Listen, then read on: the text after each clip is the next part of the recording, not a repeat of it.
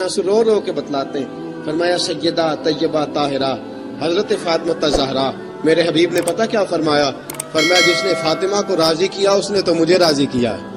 حضرت سیدنا بلال حبشی فرماتے میں نے چکی پیسی اور میں تمہیں کیا بتاؤں، میرے محبوب کی بیٹی نے مجھے بڑی ہی دعائیں دی ہیں.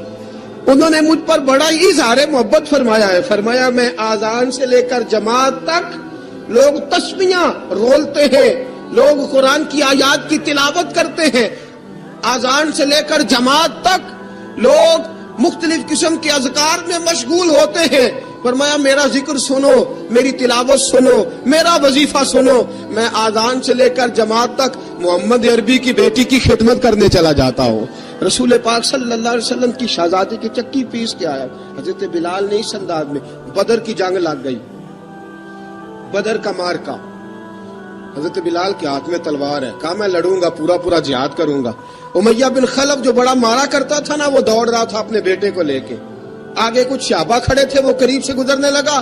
حضرت بلال نے فرمایا ذرا پکڑنا امیہ کو، یہ مجھے مارا کرتا تھا، ذرا پکڑنا، نہ جانے نہ دینا. امیہ کو صحابہ نے روکا. حضرت عبد الرحمن ابن عوف نے پکڑ کے ایک زور سے گھونسا مارا، ادھر جا کے گرا. حضرت بلال تلوار لے کے کھڑے ہیں امیہ کے سر پہ.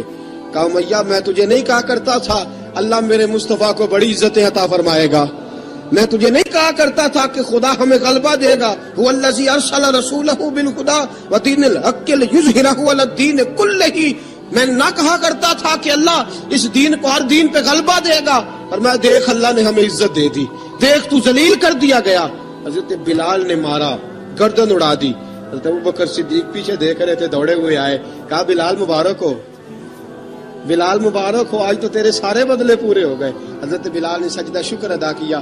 میرے دوستو بڑی باتیں ہیں جناب بلال کی کرنے والی. یہ وقت ساتھ نہیں نہ دیتا کسی کا، یہ رک جاتا ہے، یہ کہتا ہے کہ بس اب رک جاؤ، وقت ہو گیا آگے گزرنے کا. حضرت بلال حبشی رضی اللہ تعالیٰ عنہ رسول پاک کا وصال ہوا نا، حضرت بلال نے منہ سے لفظ ہی کوئی نہیں ادا کیا. کسی نے اپنا دکھڑا کسی انداز میں سنا لیا. حضرت عمر نے کہا، جس نے کہا حضور وصال کر کے گردن اڑا دوں گا.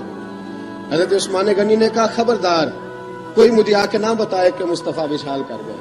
حضرت علی المرتضیٰ رضی اللہ تعالیٰ عنہ نے فرمایا نہ بھائی میرے مصطفیٰ پر تو موت آتی نہیں جس طرح آپ لوگوں پہ. سب لوگوں نے اپنے اپنے اظہار کر لیے نا، بلال نے کسی کو دکھ بتایا ہی نہیں. ایک کونے میں بیٹھ کے نا حضرت بلال اکیلے آنسو بہاتے رہے، کسی کو بتایا ہی نہیں، اکیلے روئے. ایک شخص کہنے لگا یار بلال بولتا نہیں. کہا نہ بلاؤ اسے.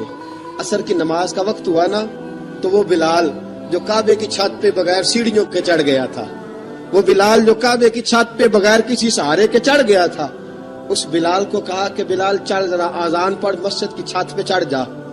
حضرت بلال کئی بار چڑھے اور کئی بار گرے، کئی بار چڑھے اور کئی بار گرے. حضرت بلال حبشی رضی اللہ تعالیٰ نے آواز دی، کہا سلمان میری مدد کرنا، میری مدد کرنا، اب مجھ سے چڑھا نہیں جاتا، اب مجھ سے جایا نہیں جاتا. جناب سلمان فارسی نے بھی سوال نہیں پوچھا کہ بلال تو بیمار ہے، یہ نہیں پوچھا. حضرت بلال کو 2-4 صحابہ نے اٹھایا، چھت پہ پہنچایا. بلال نے اذان شروع کی.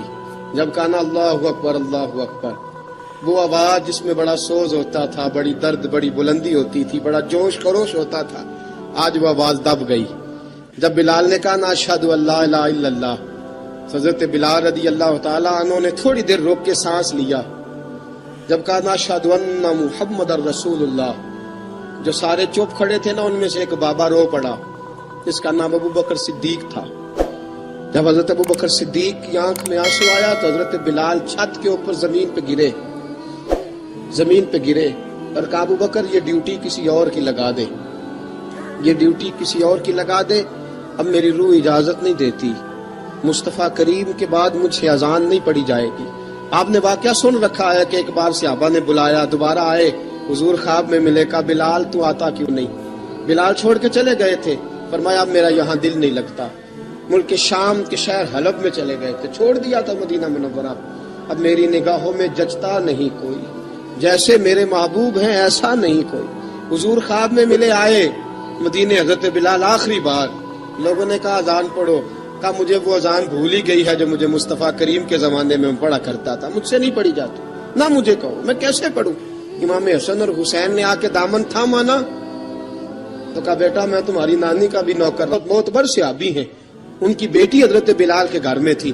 حضرت بلال کا وقت وصال آیا تو آپ کی بیوی کہنے لگی بڑے افسوس کی بات ہے، آپ بچھڑ رہے ہیں۔ فرمایا افسوس نہ کر، مجھے مبارک دے، میں آج بچھڑوں گا تو جا کے رسول پاک سے ملاقات کروں گا۔ حضرت بلال حبشی نے، میرے دوستو، غریب آدمی تھے نا، مال تو زیادہ نہ دے سکے، لیکن انہوں نے خدمت اس طرح کی، آپ میں کھنگالتا رہا کتابیں، 28-29 کتابیں میں نے کھنگالی اس ہفتے میں حضرت بلال پر۔ حضرت بلال کا دعویٰ ہی کوئی نہیں، پوری کتابوں میں، پوری سیرت میں کہیں کوئی دعویٰ ملتا، کہیں نہیں کہا میں نے یہ خدمت کی ہے۔ یہ دعویٰ حضرت بلال کا دعویٰ، میں غور کرتا رہا اس بات پر کہ سب لوگ دعویٰ کر لیتے ہیں نا، بعض صحابہ کے دعوے ملتے ہیں کہ ہم نے فلاں موقع پہ خدمت کی تھی، بلال بدر میں، بلال احد میں، بلال خندق میں، بلال فتح مکہ میں، بلال نے ساری خدمتیں اپنے سر، لیکن بلال کا دعویٰ، حضرت بلال نے اپنے منہ سے ایک بار بھی نہیں کہا میں نے ایک خدمت۔ عشق بہت کیا، غریبوں جان نہ چھڑایا کرو، یہ کہہ کے جان نہ چھڑایا کرو کہ ہم کیا کر سکتے ہیں، ہم کدھر جائیں، ہم آگے بڑھو، عملی طور پہ اپنا آپ پیش کرو، رسول پاک کے عشق میں رنگ جاؤ۔ حضرت سیدنا عمر فاروق رضی اللہ تعالیٰ عنہ فرماتے تھے بلال اب تو حبشی غلام نہیں، اب تو مصطفیٰ کے صحابہ کا امام ہے، اب تو ہمارا امام ہے۔ جناب بلال حبشی رضی اللہ تعالیٰ عنہ کی زندگی بتلاتی ہے کہ غریب اگر آئے اور اپنے آپ کو رنگے رسول پاک کے رنگ میں تو وہ اتنی خدمت کر سکتا ہے، اتنی خدمت کر سکتا ہے کہ کوئی تاریخ بھی حضرت بلال کو چھوڑ کے مکمل ہو سکتی نہیں، کوئی بھی تذکرہ جناب بلال کو چھوڑ کے صحابہ کے تذکرے مکمل ہو سکتے نہیں، اور جہاں جہاں بھی عشق کی داستان لکھی جائے گی پہلے بلال کا نام لکھا جائے گا، پھر بات آگے بڑھے گی۔ اللہ ہمیں بھی حضرت بلال کے عشق کا قطرہ نصیب کرے، ہمیشہ مدحت خیر الانام میں گزرے، دعا ہے یہ عمر درود و سلام میں گزرے۔ وآخر